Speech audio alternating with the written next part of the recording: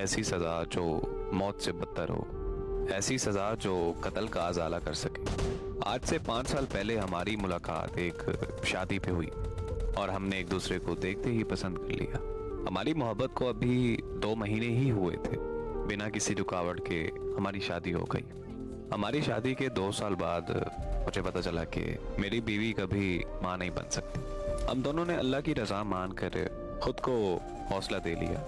माशरे की बातों ने मेरा हौसला ज़्यादा देर तक कायम नहीं रहने दिया और मैंने माशरे की बातों में आकर दूसरी शादी का फैसला कर लिया। दूसरी शादी के लिए जब मैंने अपनी पहली बीवी से मशवरा किया तो वो मान गई, क्योंकि माशरे के लोग भी उसे तरह तरह की बातें सुनाते थे और ऐसे में मेरी दूसरी शादी हो गई। शादी के बाद वो बिल्कुल चुपचाप सी रहने लगी। सारा दिन घर के काम करती रहती थी और शाम को अकेली एक कमरे में सो जाती थी।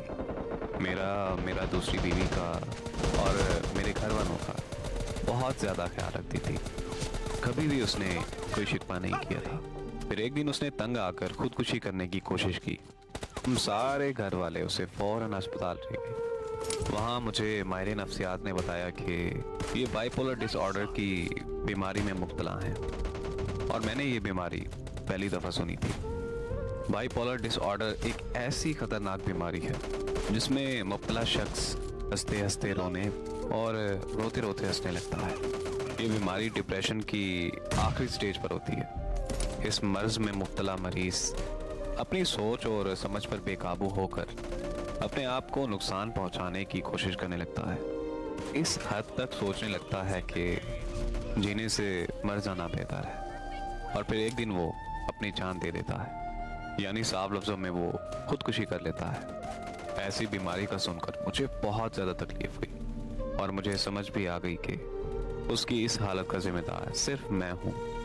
मैंने उसकी इस बीमारी का फ़ौरन ट्रीटमेंट शुरू करवा दिया और दिन रात उसका ख्याल रखने लगा और वो किसी से कोई बात नहीं करती थी, बस बिल्कुल चुपचाप बैठी रहती थी। दिन ब दिन उसकी हालत और ज़्यादा ख़राब होने लगी थी। एक दिन मैं उसकी मेडिसिन लेने मार्केट चला गया।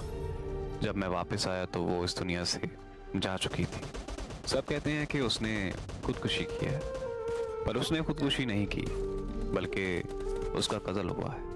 उसकी मौत का जिम्मेदार सिर्फ और सिर्फ मैं हूँ। मर तो शायद वो की दूसरी शादी वाले दिन ही मर गई थी और देखो खुदा की कुदरत के हालात मुझे दूसरी शादी से भी नसीब नहीं हुई, क्योंकि औलाद अल्लाह ताला ने औरत के नहीं मर्द के नसीब में लिखी है।